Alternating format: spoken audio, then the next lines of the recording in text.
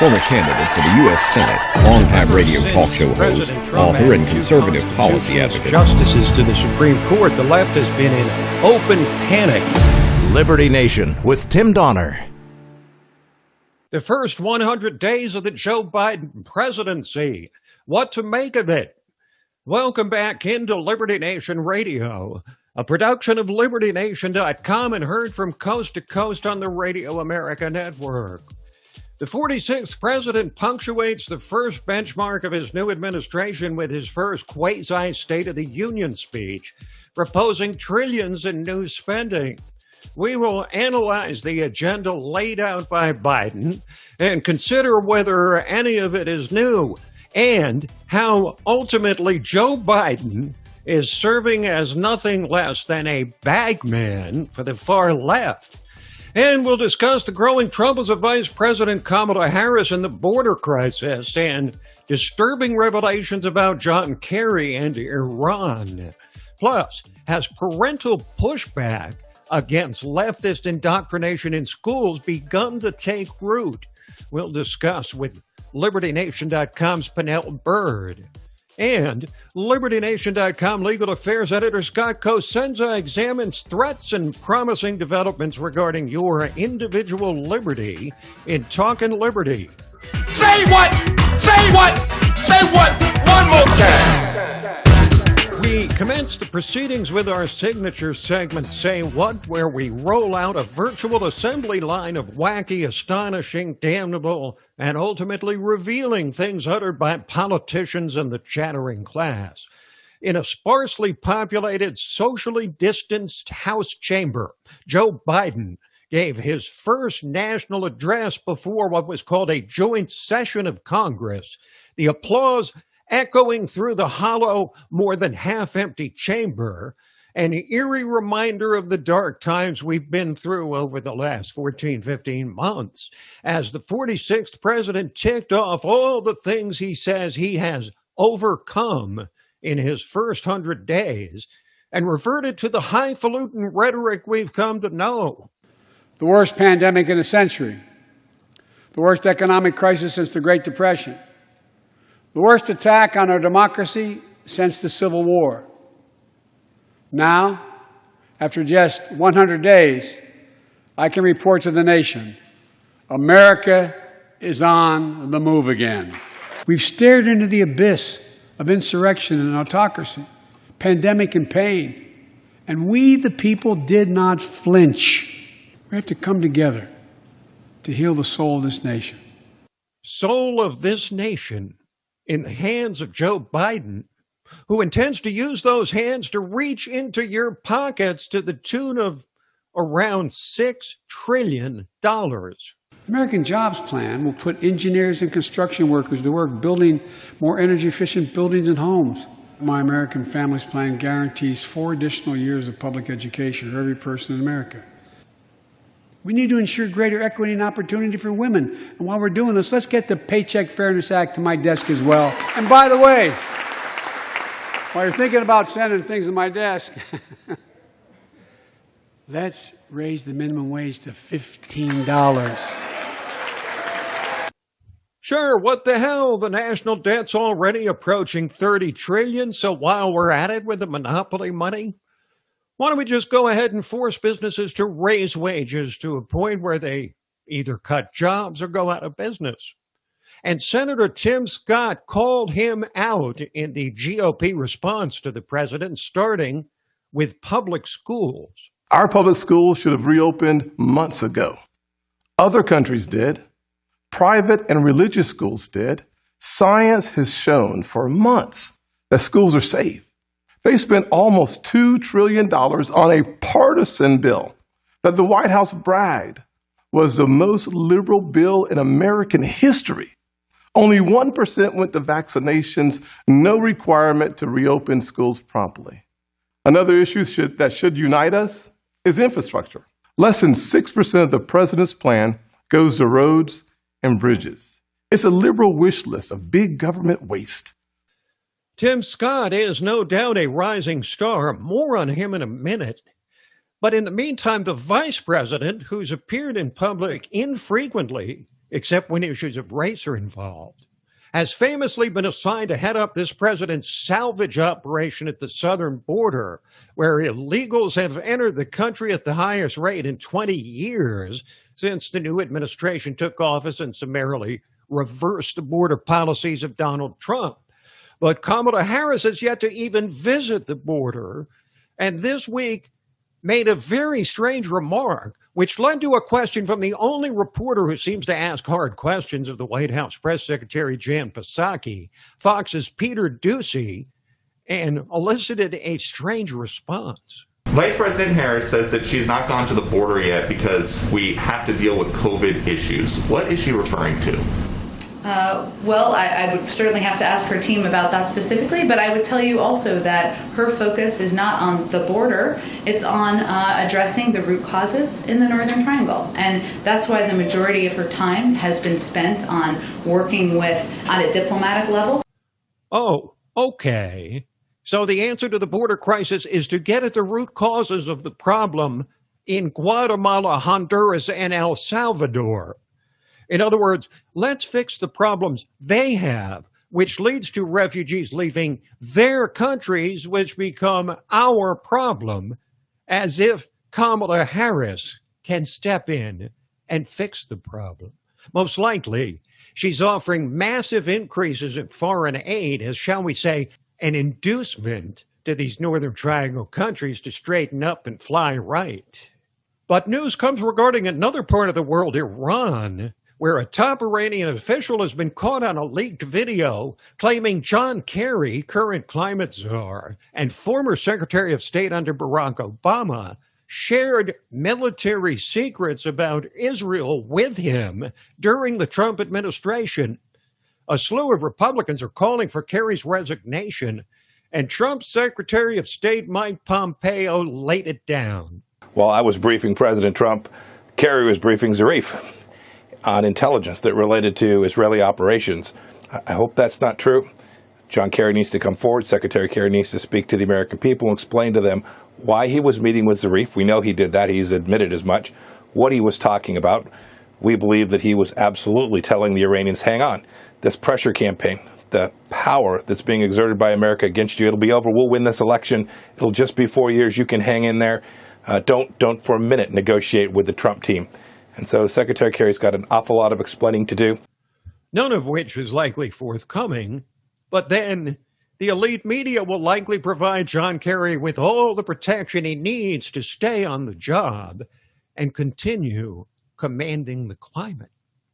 And at the same time, they will go hard and unfairly after conservatives who look like rising stars. 60 Minutes tried to take apart Florida Governor Ron DeSantis a couple of weeks ago, and now a prominent Washington newspaper is raising doubts about the black Republican senator who delivered the response to Joe Biden's address to Congress, who we referenced earlier, Tim Scott, specifically questioning his claims about his forebears and picking cotton and just how poor they really were. And they use the old yellow journalism technique of casting doubt without clear evidence, which the second-ranking House Republican Steve Scalise says is actually evidence that the left is scared of Tim Scott. There's nothing that scares the left more than a conservative African-American leader who's gaining respect nationally on his own, not pushing the false narrative of the left, but talking about individual opportunity. Tim Scott was the one who authored Opportunity Zones, and I'm sure they'll try to now fact check that. Go get it. The fact that they're going after him shows how scared the left is of him, and they should be scared of him because he's a great person and he's a rising star in our party. Most informed observers believe Tim Scott will throw his hat into the 2024 presidential ring, along with many other Republicans, unless, of course, Trump runs again. But the kind of smears the left is unleashing on the rising stars from the right proves what? That they'll do anything to win? That they'll lie, cheat, and steal? That they'll promise one thing and deliver another? No, that's common to politicians of every stripe. Instead, The famed actress and activist Rose McGowan, who knows of what she speaks on the issue, goes a big step further, saying she believes the Democratic Party has become a cult. I grew up in a cult, and it was a very famous cult called Children of God. It gave me the ability to see the control and the propaganda machine, and I do believe Democrats most especially are in a deep cult that they really don't know about and aren't really aware of. And I leave the Republicans alone more because I do respect people more that are like, this is what we are, this is what we're about, this is what we're against. Whereas I find that the Democrats are really pretty much almost against all the same things. They're for keeping a system in place that is for so few people and benefits so few, but they masquerade as the helpers. It's called false virtue signaling, which the left has seemed to perfect as an art form. But is there no one on the left who can speak beyond their woke base, who can appeal to both the woke and unwoke among us? Well, if you're like me, you gave up watching the Oscars years ago. But there was one speech worthy of note this year because it came from a leftist receiving a humanitarian award and calling for a stop to the hate from all sides. Actor and producer Tyler Perry. My mother taught me to refuse hate. She taught me to refuse blanket judgment. And in this time, and with all of the internet and social media and algorithms and everything that wants us to think a certain way, the 24-hour news cycle, it is my hope that all of us would teach our kids, and not only to remember, just refuse hate. Don't hate anybody. I refuse to hate someone because they are Mexican or because they are black or white. I refuse to hate someone because they are a police officer. And I want to take this Jean Hersholt Humanitarian Award and dedicate it to anyone who wants to stand in the middle, no matter what's around the walls, stand in the middle, because that's where healing happens. That's where conversation happens. That's where change happens. It happens in the middle. The middle, the center. The question is, will the center hold in these times of tribal warfare? Quick break, and then we're back to discuss what parents are doing to push back against leftist indoctrination in schools. Liberty Nation with Tim Donner. The woke agenda and critical race theory, are they destroying public education? Critical race theory posits that the American founding was not for the purpose of liberty in the creation of a new independent republic, but specifically to further expand the reach of slavery begun in foreign lands, to establish a new beachhead for slavery. LibertyNation.com's Pernell Bird, an elementary school teacher himself, has written at some length on this subject, and he spoke on a recent edition of Liberty Nation TV about how the woke train is on the fast track since the 2020 election. The critical race train has been barreling across the landscape of America at sort of breakneck speed. I mean, it's been hard, I think, to adjust to the sheer velocity with which it's sort of overtaking education in this country. Critical race theory is being applied throughout the curriculum and across really all aspects of education. But while the election of Biden and a Democratic Congress, barely, sent the woke train barreling out of the station, it's not like this happened overnight. It has its roots in the late 60s, really. It's been gestating, if you will, in my mind, like a little bit of a terror cell. In academia, the higher levels of academia, a lot of the radicals from the 60s took jobs at the universities and slowly but surely have been sort of indoctrinating, inculcating students to their mindsets for many, many years. It's just now reaching a critical mass in the last few years. I think, President Trump's tenure in office spiked a lot of passion, obviously, on the left. And now that the Democrats have won the White House and two branches of government, they have what they view as the wind beneath their wings. It's the one thing I feel like the Democrats have been completely honest about. They said, we're going to change America, and they're doing it at breakneck speed. And critical race theory is critical to that view. And it really started, I think, with the 1619 Project, which was a New York Times, under the aegis of the New York Times, which was disparaged left and right by known historians, but it didn't really matter. Yeah, it really didn't matter because that's the narrative. That's their story, and they're sticking to it, regardless of its utter falsehood. And another of the tentacles of this wokeness in education is the abolition of advanced studies, now considered an offense to equity, the latest mantra on the left. And as Penel Bird explains, it's happening right now just miles from the U.S. Capitol in heavily populated Loudoun County, Virginia, where the school board laid down their controversial edict. We are no longer going to offer Algebra 1, Algebra 2, and geometry until 11th grade. So no accelerated math until 11th grade, which leaves out sort of high-achieving kids who are doing well in math and may have future careers in math. What undergirds this is the idea that there are, a fair amount of kids and often some minority kids who don't do well in math. So rather than sort of try to encourage that in some way, what they're doing is saying, well, because it looks like it besmirches the achievement of those groups, we're going to get rid of it. Parents have been apoplectic, understandably, about it.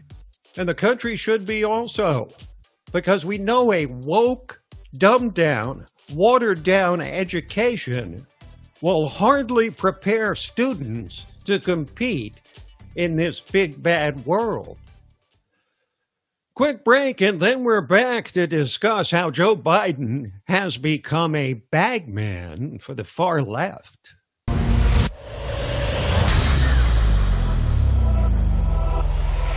Hi, I'm Lisa K. Donner, along with Mark Angelides, Sarah Cowgill, Tim Donner, and Scott Cosenza, and this is Liberty Nation.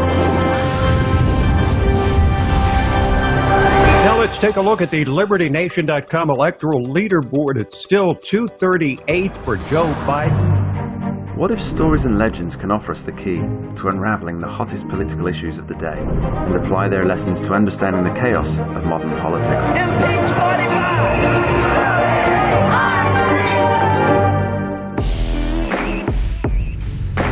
Only where freedom of speech is honored can people who look, sound, or think differently be truly free. If you're discussing something that's difficult, the probability that you're not going to offend each other is zero. President-elect of the United States of America, Donald Trump.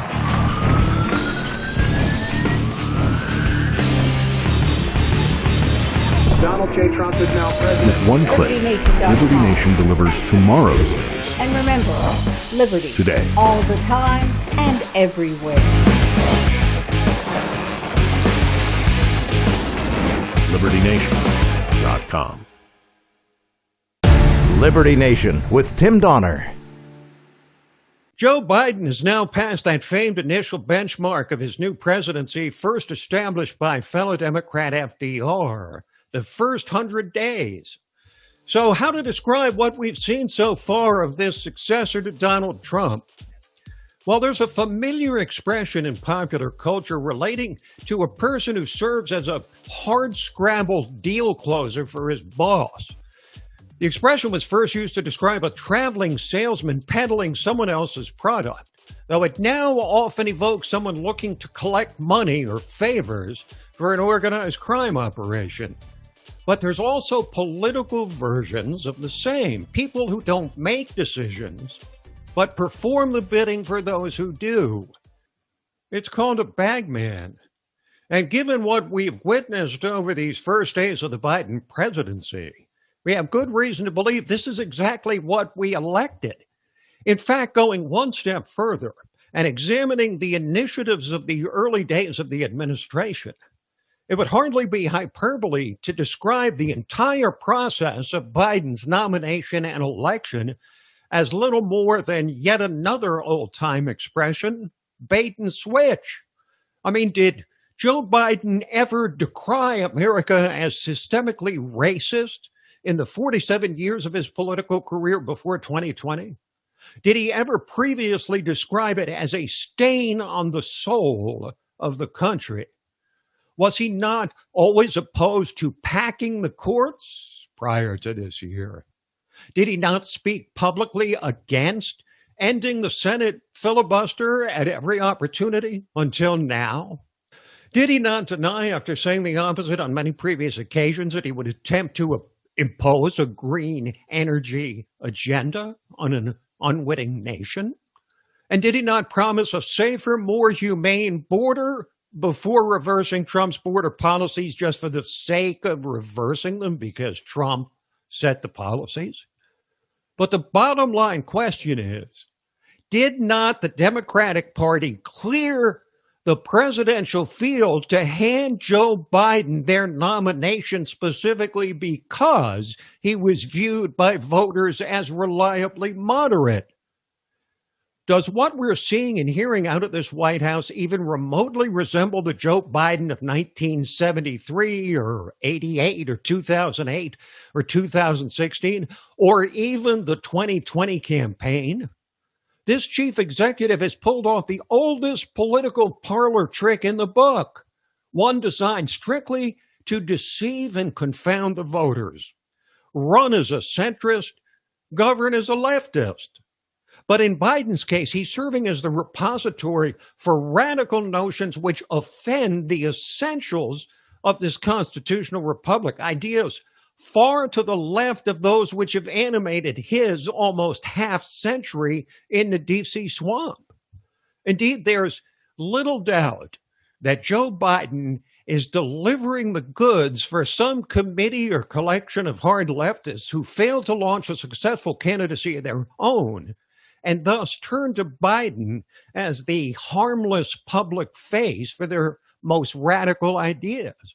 And he has also dutifully complied with their demands, no doubt as part of an implicit agreement.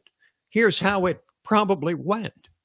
They would reluctantly get behind his candidacy, because who else was there, and do everything in their power to take Trump down. Biden, in turn, would remain silent as their most radical elements set the nation ablaze over last summer, and upon reaching the promised land on Pennsylvania Avenue, he would serve as their bagman.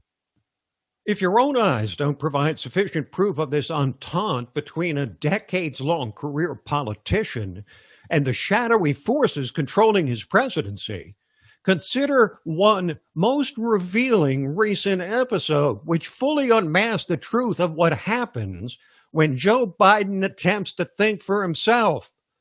Desperate to control a border crisis that threatens his presidency, he decided to reverse course and restore the Trump-era limits on entry, and was swiftly rebuked by whatever group of leftists are commanding his agenda.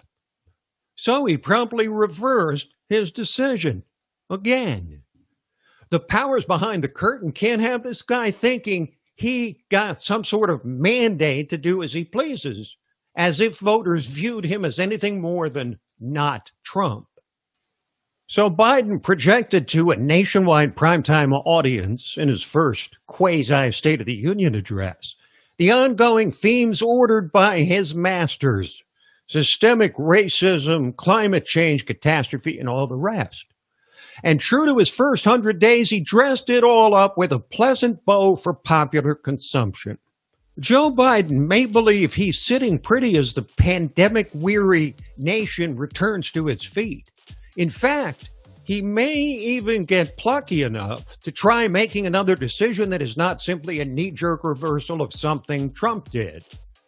But rest assured that if he steps out of line again and refuses to obey orders from his shadowy commanding officers, they will soon teach him afresh that absent his obedience, the success of his presidency is hardly in the bag. Quick break, and then we'll return with Talkin' Liberty. Liberty Nation with Tim Donner. And now we have reached the portion of Liberty Nation Radio which we entitle Talkin' Liberty. It is when we reintroduce our regular contributor, constitutional lawyer, LibertyNation.com legal affairs editor, and a man who proclaims himself, oh, wait a minute, we proclaim him. Yeah, come on now. That's a whole we proclaim him right, if I do our myself. guardian of individual liberty, Scott David Cosenza. He merits the full name. On rare occasions. Thank you so much. Increasingly frequent. Yeah. Now, you've written a good piece on LibertyNation.com about the first juror from the Chauvin trial that has gone public, and you raised questions about Chauvin's Fifth Amendment rights and whether that could possibly lead to a successful appeal. Tim, let me object and say that it's a very good piece, not just a good piece. And the reason why is because I'm talking about something that it seems like nobody else is talking about, or very few are anyway. And because of narrative-based reporting, I think that's, if I would speculate on the reason why, it's juror number 52, Brandon Mitchell is the man's name. And he appeared on Good Morning America. And he said that in direct response to a question by Robin Roberts, his interviewer, asked if they held it against Chauvin that he didn't take the stand. And the man said that they did. He said that they wanted to hear his story. And, in two instances, he talked about how those jurors wanted to hear what he was thinking and what was going through Chauvin's mind, and that it worked to his detriment. Now, it's so important that jurors not hold defendants in a negative regard for refusing to take the stand and testifying in their own defense, that the judge actually has a separate little mini hearing during the trial in which he directly asks the defendant whether they want to testify and talks to them about their decision, right, to understand whether it's like freely chosen, right, rather they're not unduly influenced by their attorney or someone else. That's how important it is. And then, Tim, in Minnesota, Judge Cahill asks the defendant, we can give a special instruction if you like. And that instruction says the jurors are not allowed to make any negative inferences from the defendant not testifying. Chauvin took that instruction and the judge gave it, but to no avail, apparently. Now, conventional wisdom is that a defendant should be very careful about taking the stand himself in cases like this, but it's your sense that this should have been an exception, that Chauvin would have helped his cause significantly if he had taken the stand? That's not the point. The point is that the jurors are committing a constitutional violation. I understand, but the jurors are saying that they believe that would have helped their deliberations. And if you went to that juror for legal advice, you'd be on a fool's errand. I'd trust Mr. Nelson's legal advice, which I'm suggesting that Mr. Chauvin likely did. And anytime he would be on the stand, they would be like piranhas they would savage him. Meat. I mean, they would savage him because he had a previous history with George Floyd. Yeah. Well, they would savage him, Tim, just because if you know what you're doing, you can turn any inconsistency into a huge problem. And the thing is, Tim, we can never be 100% consistent because we're human beings. So what happens is Chauvin says he comes and he parked his cruiser on the east side of the street, right? And then later on, it's shown pictures where it's on the west side of the street. And instead of that just being an error of him forgetting where he parked his cruiser on that day, now it becomes a point that I can drive home. So when you lied to us about parking on the east side of the street, it's like, so which is it? How are we supposed to know when you're telling the truth and when you're not? Yeah. Any good lawyer can kind of make hay out of that, which is why typically defendants don't. One of the rare cases you see in homicide prosecutions where defendants will take the stand is when they are alleging that they committed a lawful use of deadly force, because then they're kind of saying, well, I was just responding to being attacked. And you'll often see them take the stand in that regard. But this kind of thing, no, and it's probably the best thing he could have done. Okay, the Supreme Court back in action. Couple of big things they're doing. The first, they're hearing a case on regulation by schools of off-campus speech. And this is a bit of a thorny issue. There's probably good arguments to be made on both sides of this particular argument. You know, Tim, in like 1999 or 2000, when I met you, we worked on a video series called The Bill of Rights and You. And one of the principal cases that we featured in that was Tinker v. Des Moines. It's the main school free speech case in the books, and up until today it is. And this case, which is called Mahoney School District v. BL, might replace Tinker, Tim, for being the main kind of rule that establishes the bright line for how school districts can regulate speech. In Tinker, they were wearing black armbands to protest the Vietnam War, the United States' participation in it, and the school district disciplined the students and said they couldn't. And the rule that was articulated by the court was, as long as it didn't constitute a serious disruption to the educational process, basically, then the speech would be allowed. But then there was a clear line about off-campus speech versus on-campus speech. Now with social media, it's sort of blurred, right? So this woman named Brandy Levy, who was a 14-year-old sophomore at the time of the incident, she just spouted off some F-bombs about not making the varsity cheerleading squad. Super tame. She didn't target anybody. Like, she didn't direct a campaign of harassment or anything like that. She was just upset about not making the varsity cheer squad. She was off campus, and she sent out a Snapchat, which apparently expires in 24 hours. Some helpful classmate of Brandy's, though, made a record of it by taking a screen cap and then showed it to the coach. They suspended her for a year. And Tim, it looks like, based on the oral arguments, that we're going to get a pro-free speech ruling out of this court. I know that Lisa Donner actually wrote about it. The strange bedfellows involved in the case. Yes. It's always good, I think, when groups can coalesce under a banner of more freedom for Americans. There was a few questions from the justices on both sides of the aisle that kind of encouraged me to think that there's going to be a good ruling. Now, the Supreme Court seems to have been hesitant to dive into maybe what we would call the deepest controversies of the day. In recent times, it was an election year, you're getting a new justice on it, Amy Coney Barrett, etc. But it looks like they're prepared to make a significant ruling on whether the Second Amendment includes a right to carry. I think they're properly stated. The cowardice, I think, is the word you're looking there for. Well, that's up to you, Counselor, to make that assessment. Yeah, their failure to address this issue before now, but apparently we are going to get it now. That case is a New York State Rifle and Pistol Association case brought to challenge the denial of permitting. New York State has the may issue type of permit. There's two types of permits generally that can be offered in the gun world by states: shall issue and may issue. And the right way to think about it is just like a driver's license is a shall issue permit. If you present yourself with the proper birth certificate, whatever, you pass the test and your eyes are okay, you get your driver's license. You don't have to convince the examiner that you have a good reason to operate a motor vehicle. You deserve that benefit from the government, right?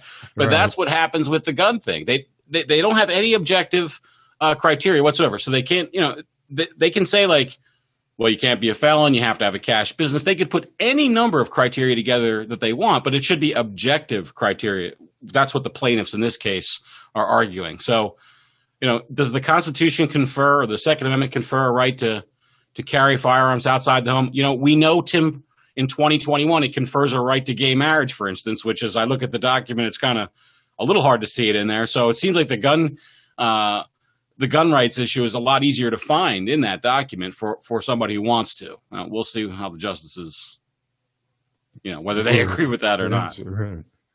Now, this next one, Scott, I didn't drill down on this story. I just saw the headline. But one of the things about neighborhoods that people talk about endlessly is neighbors and their lawns and how well they take care of them or not. And this guy, the Kravitzes, they're sure keeping their lawn awfully long, reflects badly on the neighborhood. There, huh? Yeah. But I never thought that anybody could be fined $30,000, as one man was in Florida, for an uncut lawn. The town says that they can fine up to $500 per day for tall grass violations. The man was out of town. He hired somebody to keep up the lawn in his absence, and that person either was sick or died or some other thing that was out of the man's control, and he didn't realize. And then by the time he got the information, the fines had accrued to massive levels. You think about the injustice, even if it didn't go longer than the one day of $500 for long grass. Is that really okay with the U.S. Constitution's prohibition against prohibitive fines? I think that this case is going to go the other way on the appellate court side, Tim, and I hope it does, because I think, and God, I hope all Americans think that a $30,000 fine for tall grass, absent causing a fire that burned down a neighborhood or some other scourge that we're unaware of, which didn't happen in this case, is just not okay.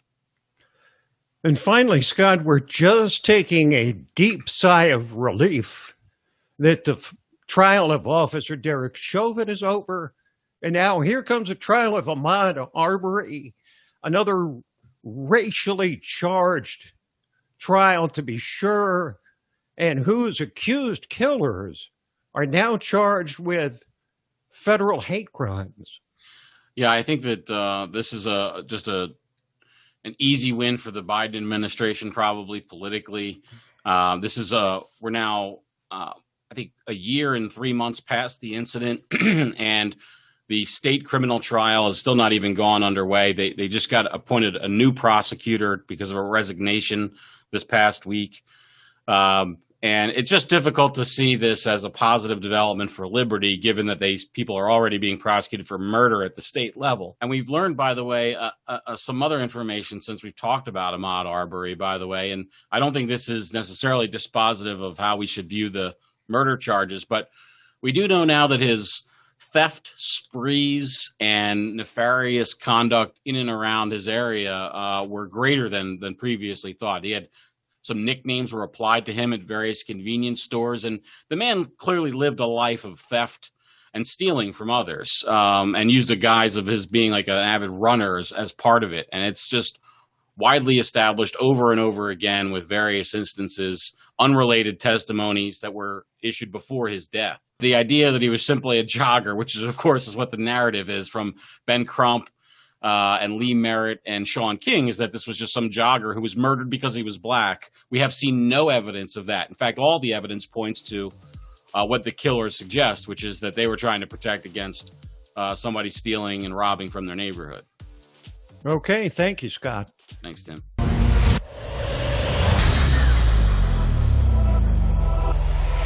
Hi, I'm Lisa K. Donner, along with Mark Angelides, Sarah Cowgill, Tim Donner, and Scott Cosenza, and this is Liberty Nation.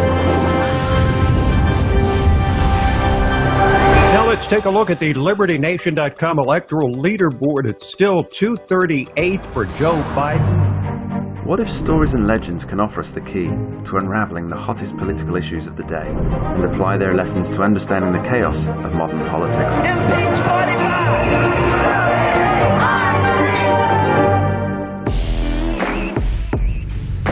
Only where freedom of speech is honored can people who look, sound, or think differently be truly free. If you're discussing something that's difficult, the probability that you're not going to offend each other is zero. President-elect of the United States of America, Donald Trump.